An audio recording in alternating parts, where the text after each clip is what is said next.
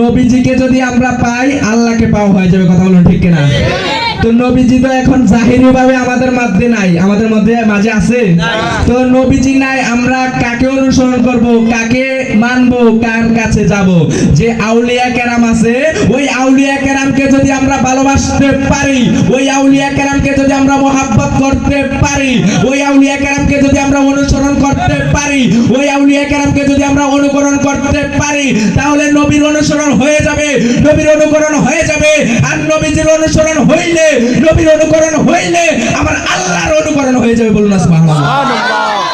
আসুন নবীজিকে কেমন ভালোবাসতে হবে। আমার রাসূল পাক বলেন, তোমরা ততক্ষণ পর্যন্ত ঈমানদার হতে পারবে না যতক্ষণ পর্যন্ত আমি নবীকে তোমার সন্তান, সন্ততি, স্ত্রী, পুত্র, জায়গা, সম্পত্তি, তোমার যত ধন সম্পদ আছে, শুধু তাই নয়, আমি নবীকে তোমার নিজের জানের চাইতে যতক্ষণ বেশি না ভালোবাসবে ততক্ষণ পর্যন্ত তুমি মুমিন হতে পারবা না। বলুন না সুবহানাল্লাহ।